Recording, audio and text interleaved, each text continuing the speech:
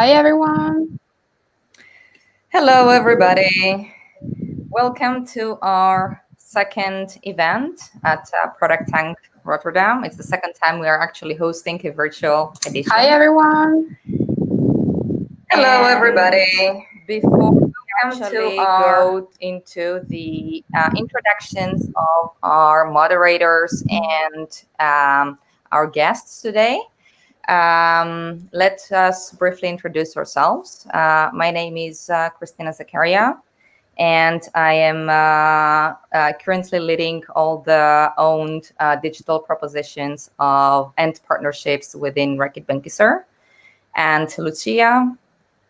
Hi, everyone. I'm Lucia. I'm a product lead in Mobiquity consultancy company in Amsterdam, and I'm involved in product since 2010. And today we have here Marc.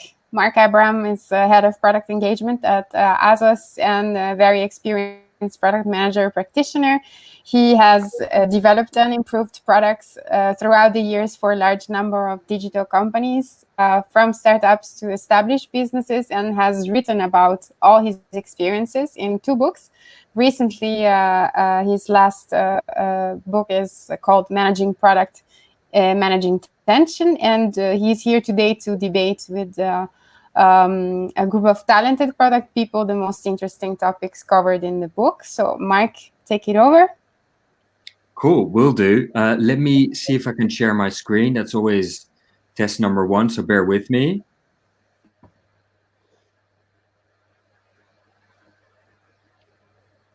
Hopefully you can share my screen. I'm gonna put in present mode. Thank you for that lovely introduction, and great, and thank you for having us. Really excited to be speaking to you at ProductTank Rotterdam. This will be in English, but I would be amiss if I just said a few words in Dutch, because that's obviously where I'm from. So echt een groot feest dat ik over dit onderwerp mag praten voor ProductTank Rotterdam. Again, we'll do the rest in English, but I had to get that out of my system, right? It's so weird. I want to see on the comments as well. I've seen lots of people, but I want to see who's actually from the Netherlands, particularly if you're from Amsterdam. I need that love, even though everything else is going to be in English, I promise. Yes, I've written a book, just come out, will be on Amazon next week. But what I didn't want to do is turn this into a big, standard, boring book launch. What I wanted to talk about today is some of the things that I cover in my books, but not me telling you what I've written about, because if you're really interested, you can get the book or find it online and read about it, but really talk about the challenging nature of product management and the reason why I personally believe it can be challenging and super frustrating at times. And again, be clear, it can be super exciting as well. But today is a bit more about the the challenging side and how we deal with the challenges.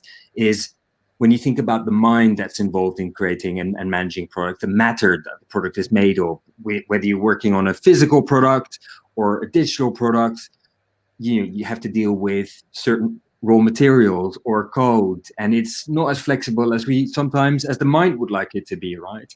And equally, we make a lot of moves in relation to a product, some which will pan out, some won't, or some will cause a lot of stress and anxiety. So we're going to break that down with this amazing panel tonight, where we're going to start off talking about things like stakeholder management. We'll talk about influencing without authority. We'll talk about managing unknowns, particularly now with this COVID-19 crisis, and how do you deal with uncertainty. And finally, we'll also cover, which I think is the bane of lots of product people's lives, is that feeling of overwhelm, because you have to keep all these balls up in the air. And we're doing that with some amazing product people. We've got Victoria Dalrymple, who's a product lead focusing on editorial reach. We've got Neil Roberts, who's CPO at Papier. Hope I pronounced that correctly. You can correct me later, Neil, when we start. Christina, who's based in Germany, head of product at buyer experience at Metro Markets. And Jason, who's a colleague of mine, who's a senior product manager at Asos. Thank you so much for joining. I'm going to stop sharing my screen so I can look you in the eye and kick off the conversation. we're going to start with, well, actually, before we start with stakeholder management, any of you want to be honest with us and tell us about the biggest frustration you sometimes feel as a product person? Don't have to name names. You can be very cautious. Give me a scenario. Again, you can say that it was 5 years ago, even though it was only just 3 hours ago. Doesn't matter. Biggest frustration, biggest challenge. I can tell you mine. Well, I've got a few for those of you who know me on the panel, but when people tell me that the business wants it and I just have to build that product or carry out the decision, again, that's that Dutch rebel. Who's the business, right? Why we're doing this? What's the problem we're trying to solve? What's the customer aspect, right? That's one of my frustrations. Anyone else wants to share? I would easily agree with that. I feel like I've worked in companies in the past where, you have an approach and you have ideas, and it doesn't matter because there's a sort of top-down approach that is just kind of prominent in the company or hard to break. And I think that for me has been a real struggle in the past, working in those kind of places. Anyone else wants to? I don't want to put you on the spot. I've had the same. Yeah, I think when you've got a very autocratic leadership and people just they get a particular idea and push that through. I think rumors as well drive me nuts. Like, oh yeah, we did that once, it didn't work. They said we can't do it, and all that sort of stuff. So having to sort of hunt around and find out who they are, these nameless individuals with such power, is extremely frustrating. Gotcha. Could totally. Yeah. On my side, there was one more extension I wanted to add, the typical one where they try to also estimate the effort that can drive. Usually say, team, we would need X amount of time, and they're like, look, I'm no developer, don't you think you could make it faster? I think we. So you're like, okay, not really sure how to react to that then. Excellent. And Jason, obviously at Asos, there are no challenges or frustrations whatsoever, right? Oh no, it's a walk in the park. Yeah. I think for me, it's just managing people's expectations of kind of, obviously when you have a stakeholder who comes and they want something built tomorrow, it's kind of making sure that they understand, I suppose, that what that involves, kind of what might not happen as a result of kind of suddenly shifting focus onto something else. I think I'd otherwise agree with every other sentiment that's been said at that point. Cool. And building on what you said, because funnily how we delved straight into stakeholders, which is one of the things that we were keen to cover in this conversation tonight. Tell me, Neil, from your experience, what makes an ideal stakeholder? I think one that listens. It would probably be the top of my list. If they've got an open mind, I think that's really important. So I think if you've got someone who's fixated on a certain feature or a certain element, but just won't actually listen to any rational argument, I think that's extremely difficult to counter, and particularly if they have a kind of a hidden agenda. That's a bit of a nightmare. But yeah, I think for me, it's a open mind, willing to listen, and I think giving trust. It's something you have to earn. You can lose very quickly, but if they will trust you to do the job, I think that's very important as well. Cool. Victoria, what makes a really, bad stakeholder? I guess the opposite of everything Neil just said. So I guess really sort of closed rather than open. So somebody who's just like really fixated on potentially one feature, not focusing on a goal. They just want that thing delivered. Maybe, bullish, not open to change or sort of hearing about alternatives, I think, from my point of view. For both, I guess, because, to Neil's point, I can imagine it might take some time to build up that trust. Victoria was saying that maybe you start off with someone who's quite cagey, who's got a hidden agenda, bullish, as you said, Victoria. But anyone, any thoughts how you create that trust, how you get stakeholders on side? Any tips on that, and how do you turn it around? I think you try to, well, so you listen, you try to understand them, so what their role is, what they're trying to achieve, and kind of try and get on their wavelength as much as possible. So if you understand them and what they're doing, you kind of learn about their frustrations and the things that keep them up at night, and you can kind of adapt yourself in your kind of communication style, I suppose, when working with them. Christina, any thoughts on that in terms of, from your experience? I know you've worked at some big companies and I'm sure some interesting stakeholders, shall we say, of getting that, getting them on board. Or I would totally agree with Victoria. So what I've seen is the moment you actually show that you're very much interested in what they're trying to say, that you want to understand what they need and what are their goals, what are they trying to achieve, and then you kind of give them context also what your side. For me, you have won them. That's what I've seen. So then they're also more open to, if you later, they're much more okay, and they're also willing to rather negotiate.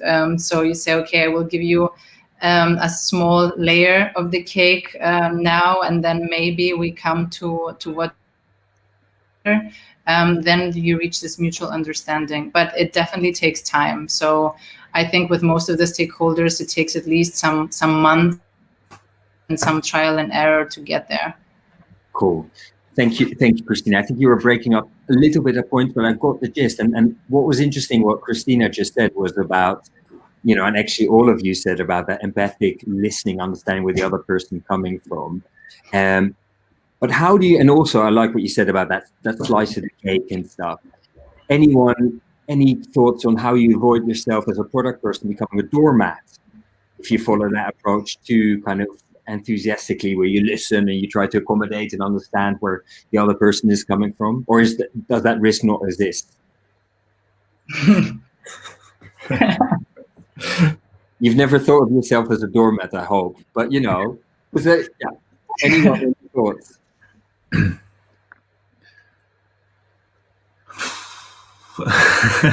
It's a really hard one, because I think it really does depend on where the power lies.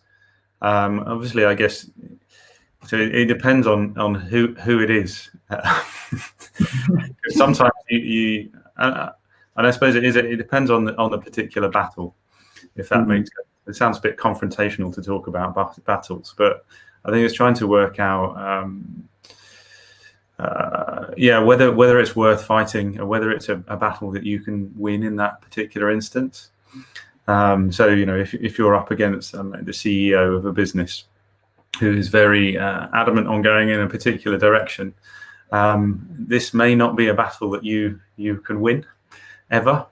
And I suppose it very much depends on who you're dealing with and whether you can influence them in the right way. So I think it's good to understand who you're working with, and also the language. I think adapting the language that you use. So I've seen colleagues and myself, I've been guilty of being very technical in the language that I've used.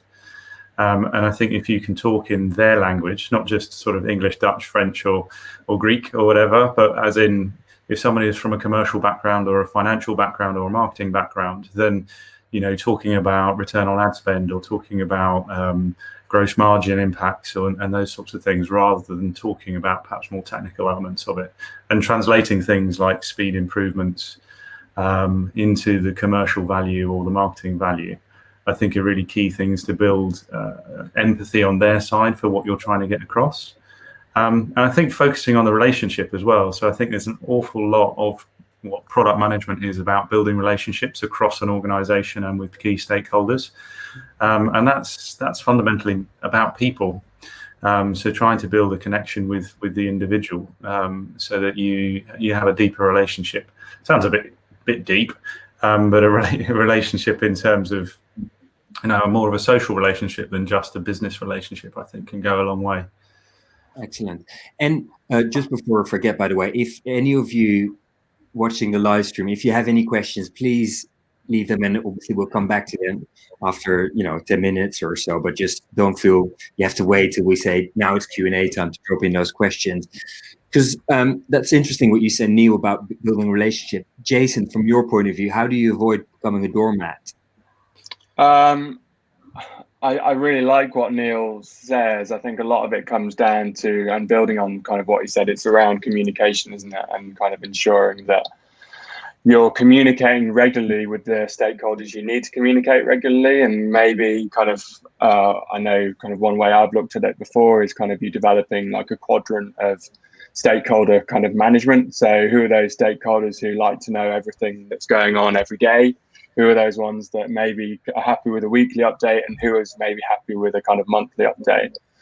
And like so many things with product management, at the end of the day, it just comes down to communication. I think that's the best way to avoid feeling like you've become a doormat. And I think it's been interesting, as you alluded to at the start, the last 7 months for everybody has been completely transformational in how we communicate with each other. So it's really taken what was already quite a challenging discipline about product management and taken it into another level of complexity, because now those kind of stakeholder engagements that you used to get when you used to have like nice corridor conversations, they just don't exist on Zoom or Teams or whatever platform you're on. So I think it's really challenged us all to think about how we engage with people on a daily basis really now. And talking about that engagement, and it's something that Neil touched on, and something I write about in the book as it happened, that influencing, but particularly if you're influencing without authority, because it's interesting. I know some people talk about a product manager being the mini CEO, and I don't want to rekindle that conversation here tonight. But I feel that, whether we like it or not, in a lot of situations, the power or the authority doesn't lie with us. As product people, we're much more in the middle, and we're a connector, whatever you want to call it, but we're not the CEO of anything. We're often dealing with the CEO, right? So how, given that, if I say to you influencing without authority, is that something that you do, or what does that look like? I think it's really hard. And I do think it's something that we're constantly having to do, and I guess maybe that's where I personally might lean on sort of soft skills that I sort of may have acquired over the years to try and get what I want. But again, I guess just echoing what's been said already, it all comes down to the situation, because everybody's different, and how you work with those people to try and influence them. There's obviously different ways you can do that, and what they sort of either need to hear or know. And Victoria, can you build on that? Again, you don't have to give crown jewels away, but give us an example of successfully used one of those soft skills to influence, or anyone else.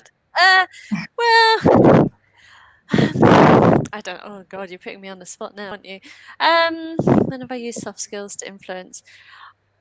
I think I just always try to show, because I work with stakeholders all the time, and people obviously have their different ideas about what they think might work or what we should be doing. And maybe there's things that I think we should be doing that maybe I think are slightly better in a way. And so I will just kind of go out of my way to sort of prove to them why I would think that was a good idea versus what they're suggesting, and not that what they're suggesting is a bad idea, but I just try and use different customer feedback or anything really to sort of showcase that and sort of win them over. That makes sense. Anyone else in terms of examples or how they go about kind of influencing, especially when you don't have that authority, you don't necessarily have the power? I think what Victoria said was very important, that you're working with people who are very different, whether that's because of culture, because of the background and companies they worked in the past. And I've seen also when someone is rotating to the team, for example, it gets some time to understand how you can influence them. And at least on my side, what I've seen is that some people very much want to have this inspirational goal in mind. So they want to know, okay, what's our purpose? Where are we going? Why are we doing this? So then there is some sort of, I know why we have to do certain things. Another thing was definitely, it was very important for some people that you're always transparent with them. You always share the context before you actually tell them the decision or the course of action. And I mean, the last part that Neil also touched a bit was speaking their language. So you get to know that certain stakeholders, they want to talk numbers. So you cut everything out and you just talk to them about straight facts. And then others just want to understand, build this relationship, and then you kind of need to adapt. They're more visual, for example, so you need to give them this vision and show them the concept. They want to feel it. They want to be part of it. So I guess it's a little bit of mix and match depending on who you're talking to. Neil?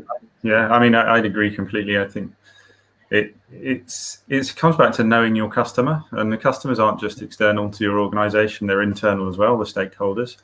So I was having a conversation just this week actually about different personality types, and that's really important to understand. So I'm in the sort of the Myers-Briggs type tests. I'm on the P side of things, so I'm not great on planning. And delivery, which probably means I'm in the wrong job in some instances. But it's a learned skill rather than a preference. And I was having a conversation, and it was basically about talking about specific stakeholders who are on a T as the last letter of their profile, who very much need to know the plan and the sequence of when you're going to check in. And it causes them great anxiety if you don't deal with them in that way. So I think understanding your customer, your stakeholder, and what their preference of communication and the kind of check-ins that they need can really help to build trust. Because from my point of view, it wouldn't even occur to me unless that I would need to tell them what my plan is, tell them when I'm going to tell that it's going to be updated, and build confidence in that way. I would kind of almost feel that they would trust me off the bat. But people view the world in very different ways. And yeah, I think take it a step at a time as well. So start small to build that trust. And I think the more you build trust over time, so if you take a small delivery or a small feature or a small piece of work that you're doing with that person and make it successful, you get a bit more leeway with the second and the third if you can do that over time. So it's very much, I think I've steal a lot from agile coaches that I've worked with, and how they understand how other people think and how they view the world, and different challenges that they have. So it's very much like we do in user research and trying to understand the motivations of people and how to communicate to them. Gotcha. Yeah, it's interesting. So I looked at this. There's this influencing without authority kind of model and book. It's by Cohen and Bradford, but they touch on all the things that you guys have mentioned in terms of how you build relationships where it's give and take, but taking some people who care about, vision and the inspiration. So if you know that about that person, that's where you really give and you double down. But equally, there's some people I've worked with them who couldn't care less about vision. They're very, in that model, they talk about, being task oriented. So they really want to know, what am I doing this sprint? And make sure I've got all the information I need for that, and I'm good, right? So just understanding what those levers are, to your point earlier, Neil, really helps to build those relationships. So go on, Victoria. I was literally just going to say, I think it's also really valuable to understand yourself in that respect and how you react. Because you talked about being on that scale and what you need. And I think particularly when dealing with sort of stakeholders and things coming at you from different angles, knowing how your characteristics and how you react in those situations can also change how you communicate with people. Yeah, no, that's a really good one. And maybe switching gears a little bit, because I also wanted to touch, particularly now, and some of you have alluded to it in terms of COVID and uncertainty. I don't know if you agree with me, but I find that as product people, we're very used to dealing with uncertainty, lots of unknowns, lots of assumptions that we need to test, all that kind of good stuff. But we're surrounded by people who, by their very nature, given the nature of the role that they're doing, they're anchored in certainty, right? I think about when I work with people in finance, they tend to have a very different view of the world than I do, right? And that's totally understandable. How do you navigate that balance between, and that natural desire, even amongst ourselves, maybe to have that kind of stability and certainty, and everything is unknown, to a lot of what we do is absolutely steeped in uncertainty. Christina, any experiences in that respect?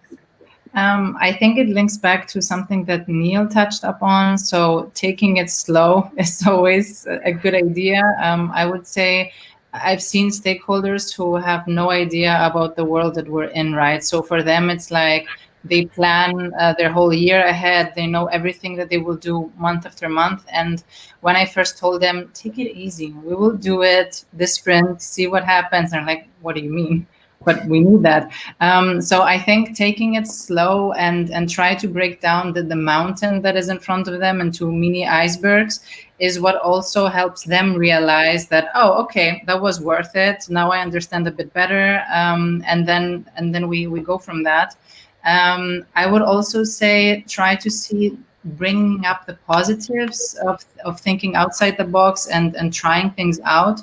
Or even mentioning the risk of not doing so. So very often, whenever I mention that, sure, we cannot try something out, but if we don't, then this competitor is going to be a bit ahead of us. So we might want to go down that road. Otherwise, then we will need to try extra hard then in the next quarter to win them over. And that kind of creates the trigger, because they do understand where you're also coming from. And I would also say reassuring them that there is no negative consequence out of it. So I've seen, at least in the teams I'm working with, that they're very, let's say, reluctant to try things out, because they're just afraid, what happens if this A/B test is negative, right? What do we do then? Are we in big trouble? So it's rather kind of embracing that we should try things out and see what happens, take the learnings and move on. And so far it works, like a bit easier with some people, a bit more effort with some others, but eventually it works out. And Jason, have you got any experiences, again, that kind of balance between uncertainty and certainty?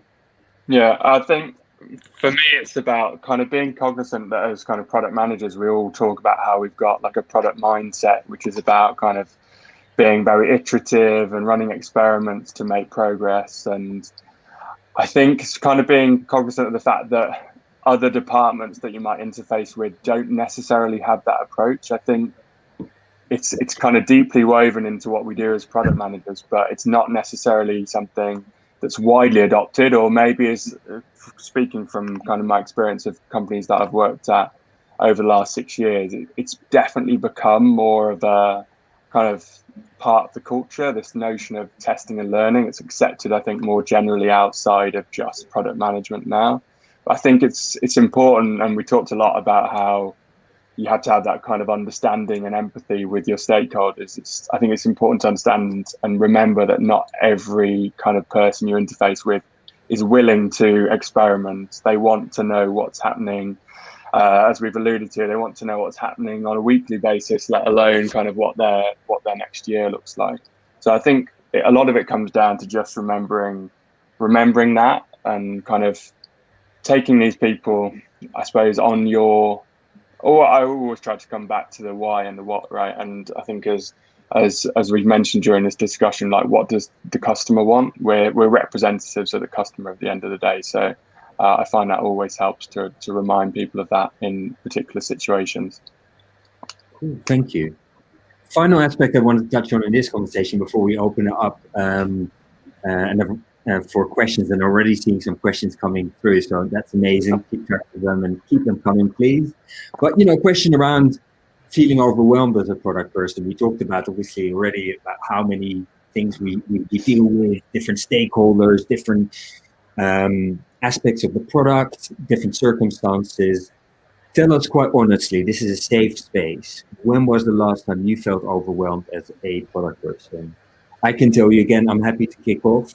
It was yesterday when I had to context switch like it was nobody's business, from people issues to product related issues to talking about timings to someone who wanted a Gantt chart.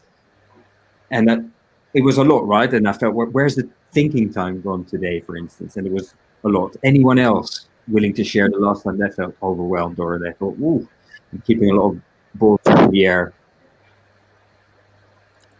All the time.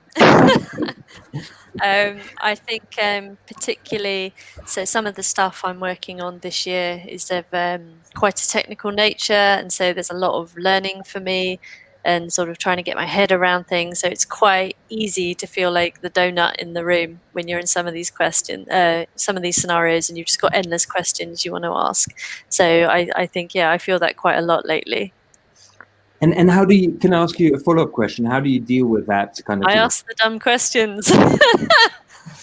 Cool. Yeah, we'll come back to that. Anyone else wants to share the last time they felt overwhelmed? Or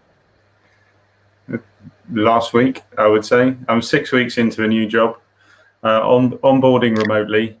And yeah, there's a whole load of terminology as you walk through. Well, I didn't walk through the door, but you know, figuratively speaking, a whole load of terminology. Everybody in the room knows what they're talking about when it's MPD or whatever it is, and so you have to, I suppose, if you like, humble yourself to ask the silly questions, and start gathering that information. In the room I'm in here, which is the kids' playroom, which is now my office. I'm trying to take a step back as well. So I love whiteboarding, but I currently don't have a whiteboarding. So there's stuff stuck on the windows and stuck on the walls to try and get context and sort of get that plan of how can I piece the puzzle together. What's step one? Do I start with the user research, or do I have to look at the data and the learning curve with all kinds of different tools that we're using? Because Papier use different data analysis tools than I've worked with before, the different user research tools. There's a whole load of terminology. They're selling different products to different markets.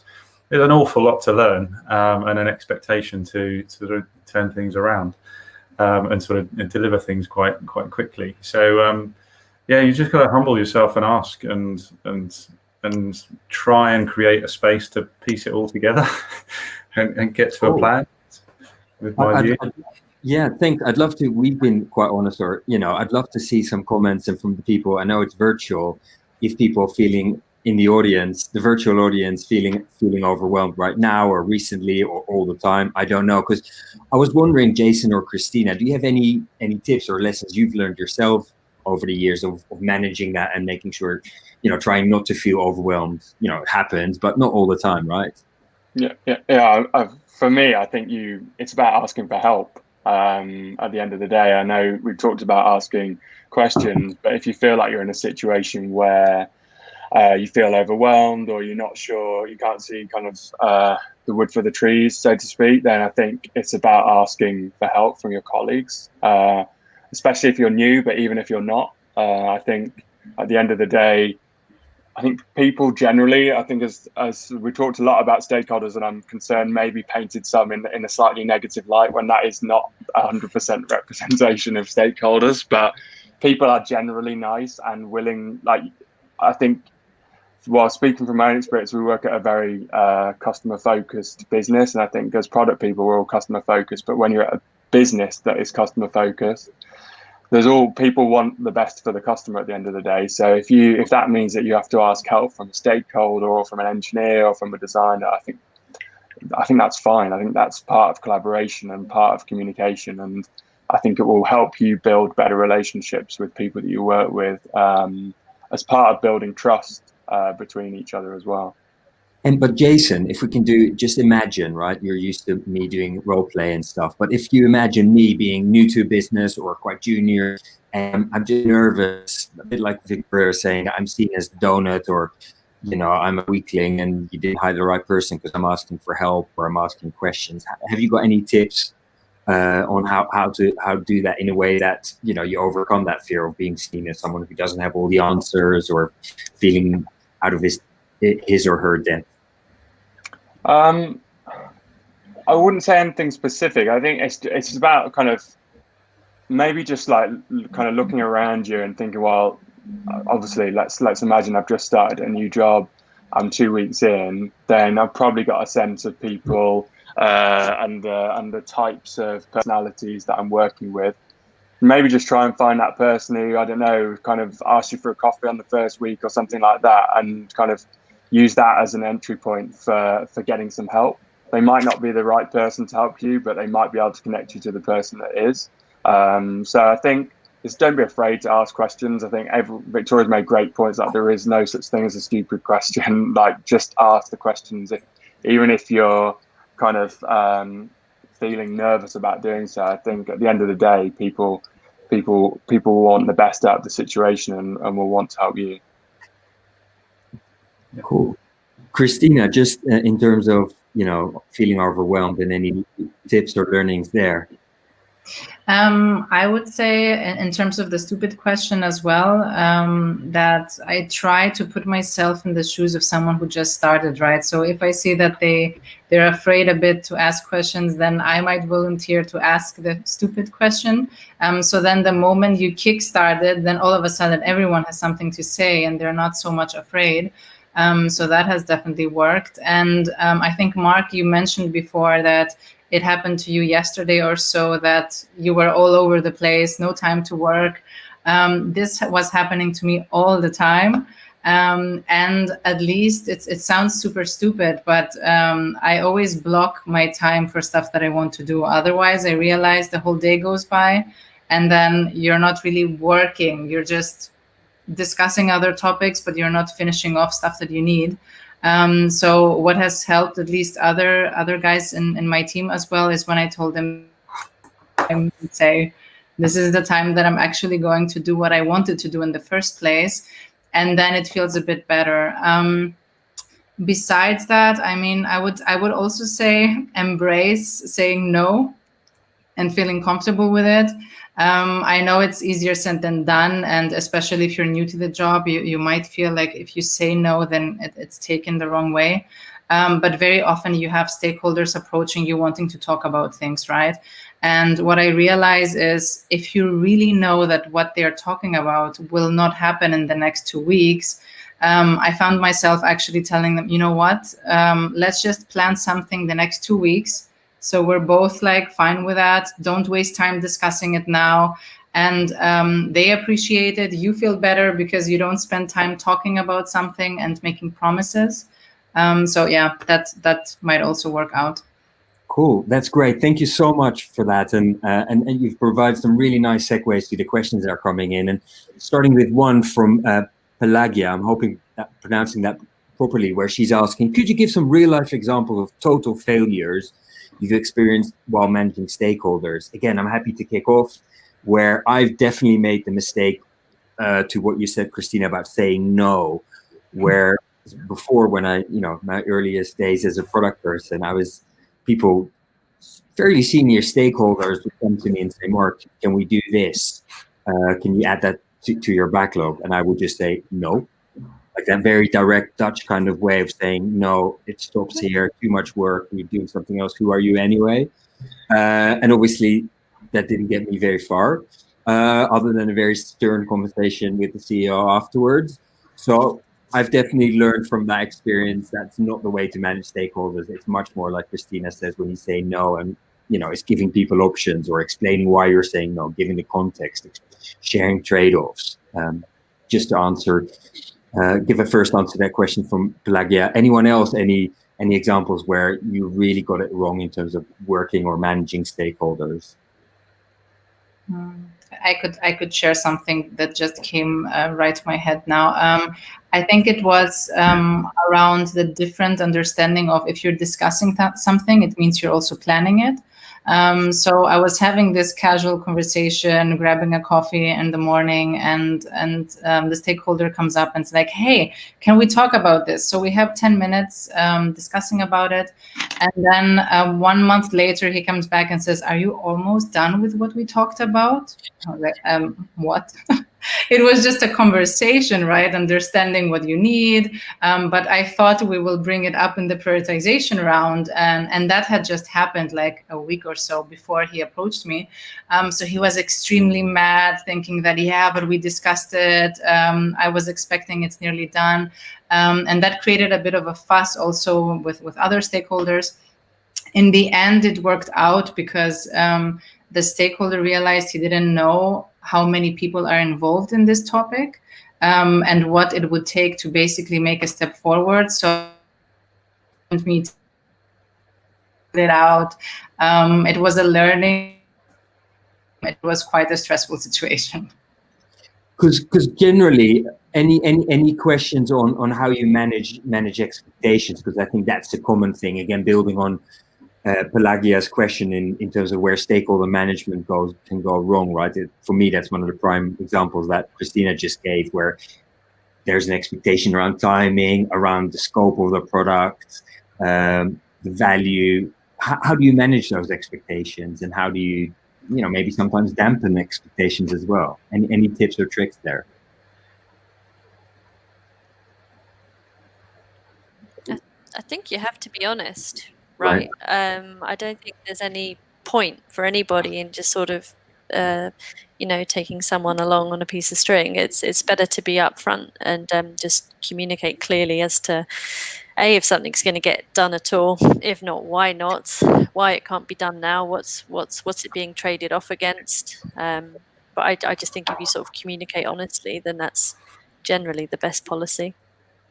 Neil, you talked about that transparency as well. Have you got any kind of tips of how you, especially in a kind of, in that leadership kind of role, of how you communicate that transparency? And yeah, I think some very real examples. I agree with Victoria. Transparency, it can be scary to be transparent, especially when the answer isn't what you want or what your internal or external customers want. So I've been in a position with a few organizations where the technology's not been in a great state.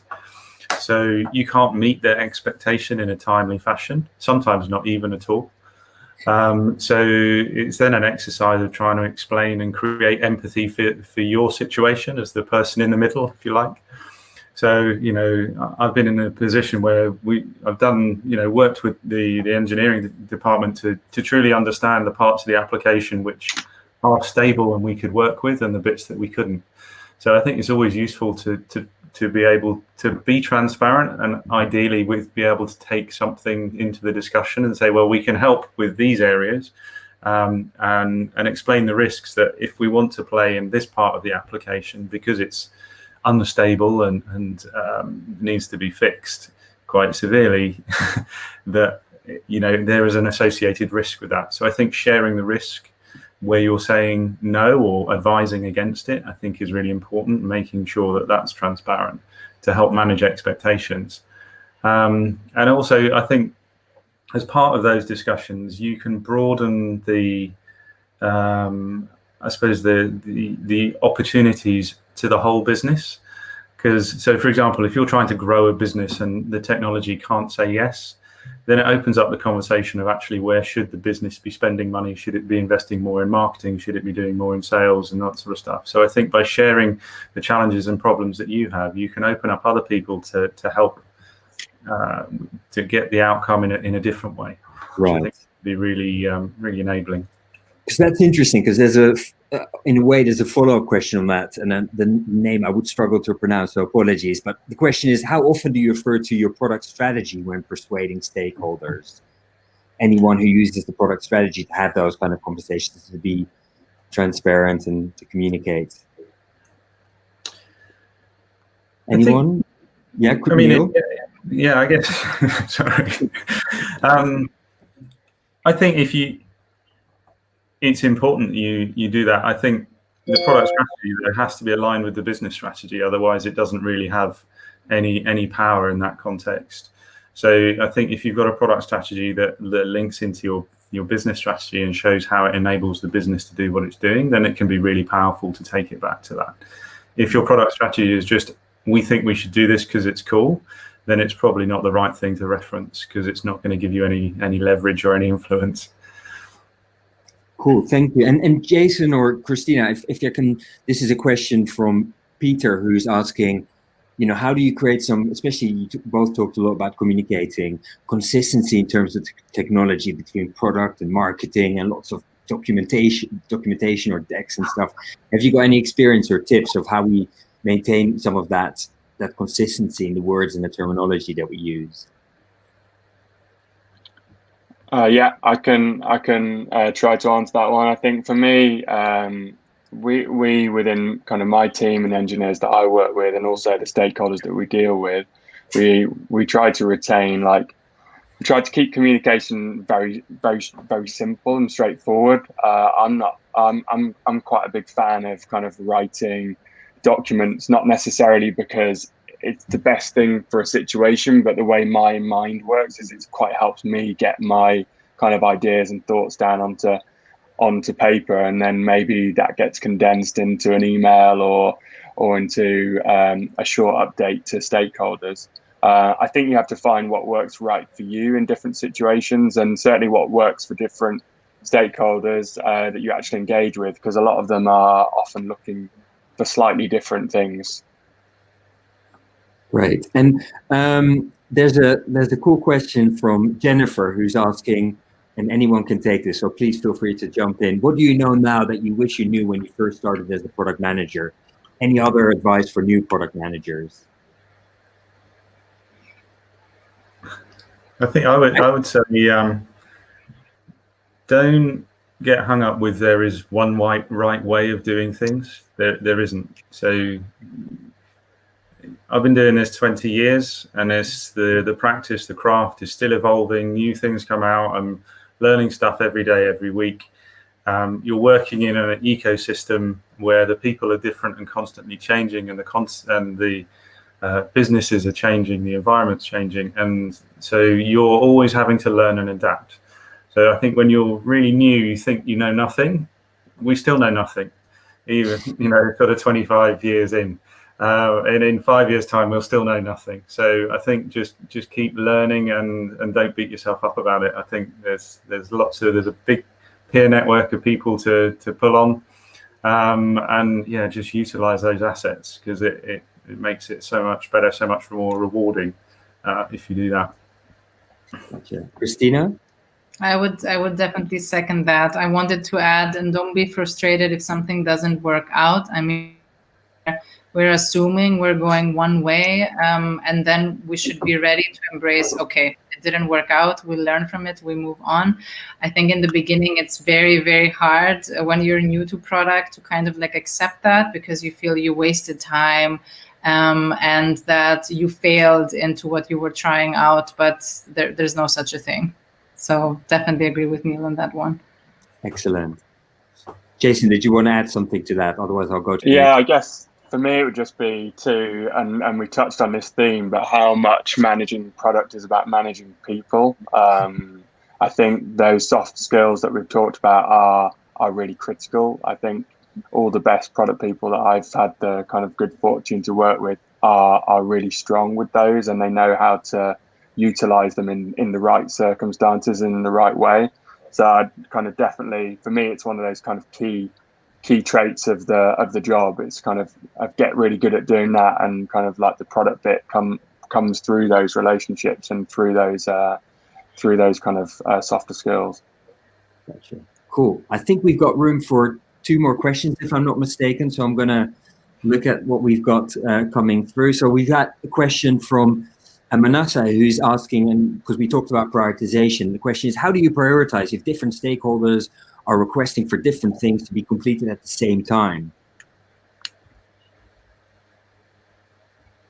Anyone, any tips? You've got these stakeholders, they all come with requests massive conflict because they want the same thing at the same time, and we've got constraints in terms of people, in terms of time, cost, and all the rest of it.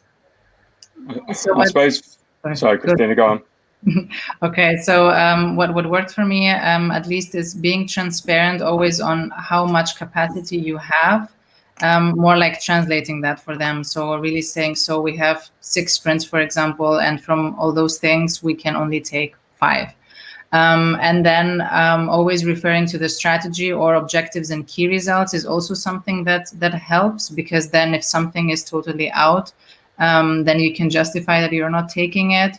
Then on the other side, if it's really everything is relevant, I would say it goes around with complexity. If something is more complex than something else, and what would be the expected value that we get out of it.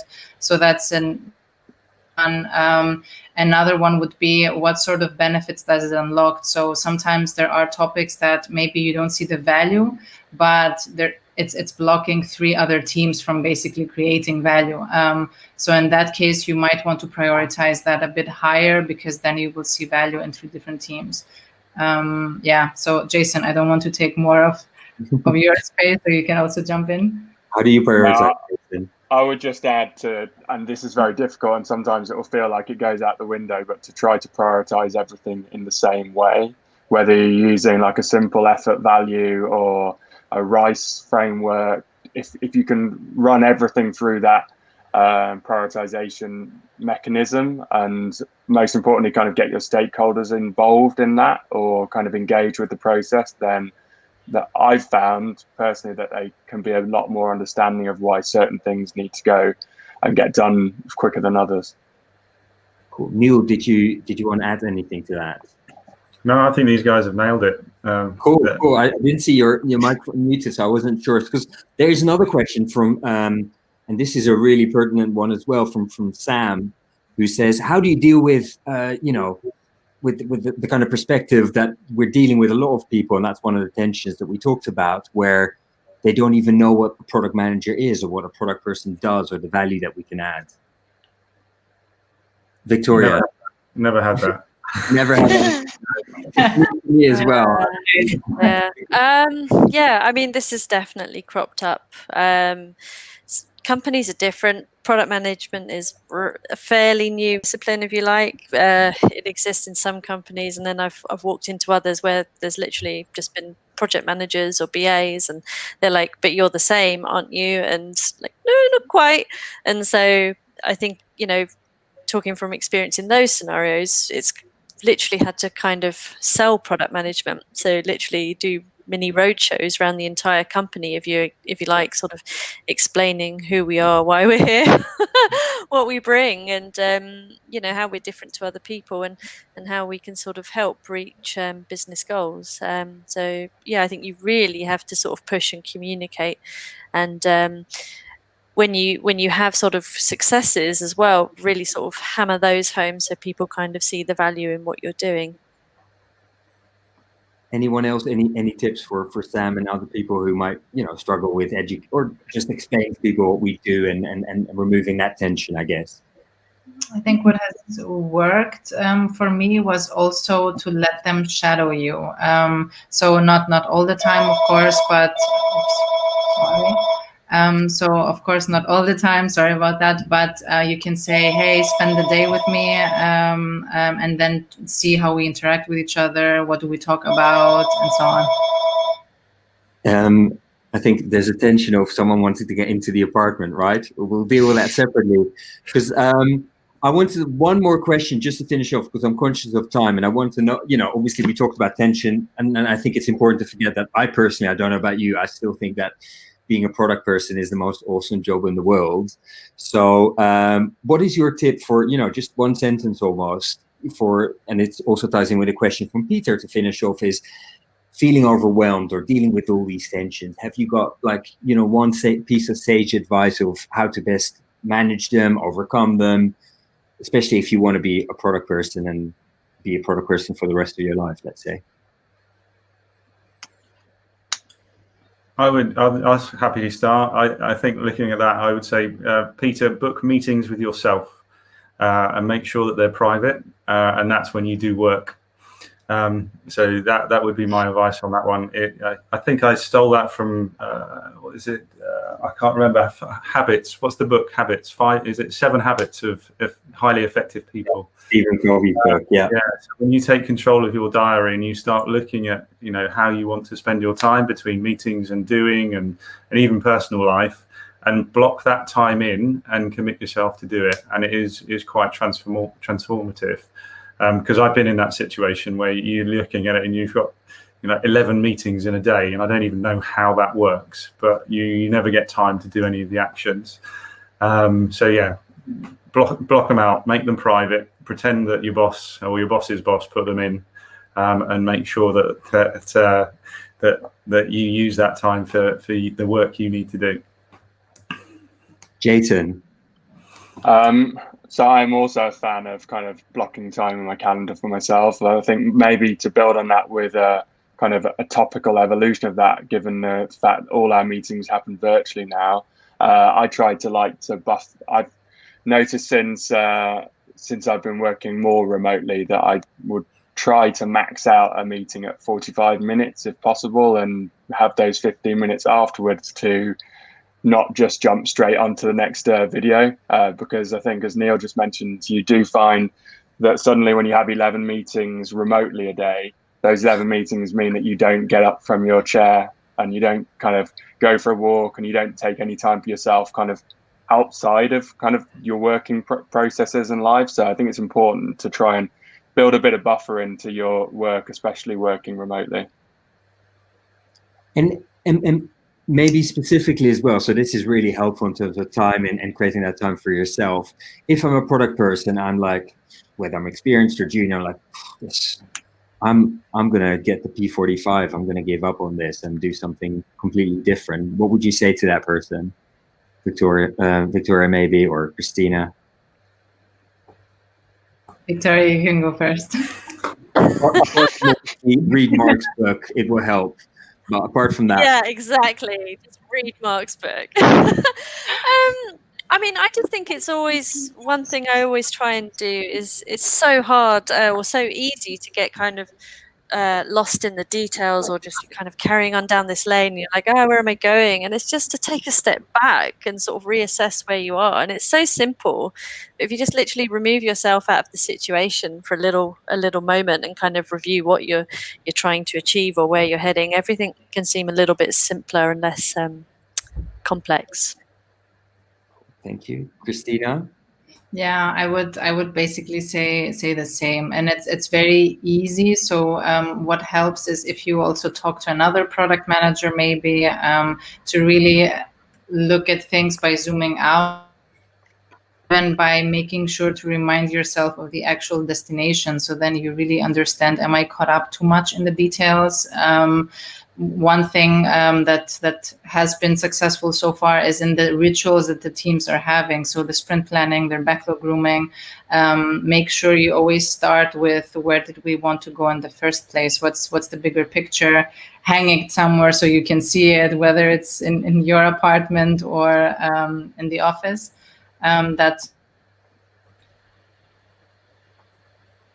So you're saying also that we should create rooms like Neil has created in his kid's playroom, right? And stick everything up. Definitely. Thank you so much for that. And before I hand over it back to the organizer, to Lucia and Christina, organizer of ProductTank Rotterdam, I'm going to give you my kind of virtual hand. Thank you so much, panelists. That was great. Thank you for sharing your stories, but also giving us kind of practical insights and tips. Really appreciate it. Over to you, Christina and Lucia. Yeah, thank you very much. It was very, very insightful. And the most important thing is that, unfortunately, we get to have those kind of conversations rarely when we join those kind of events within product. We always tend to show the happy and nice side of the coin, but we don't get to talk that much about those topics that at the end of the day, all product people get to face. It was amazing. It was very nice to have you all tonight. And yeah, have a nice evening. Lucia, I don't know if you'd like to add something. No, you said it all. Thank you all so much. Thanks. Thank you. Thank you. Bye. Take care. Bye, guys. Bye.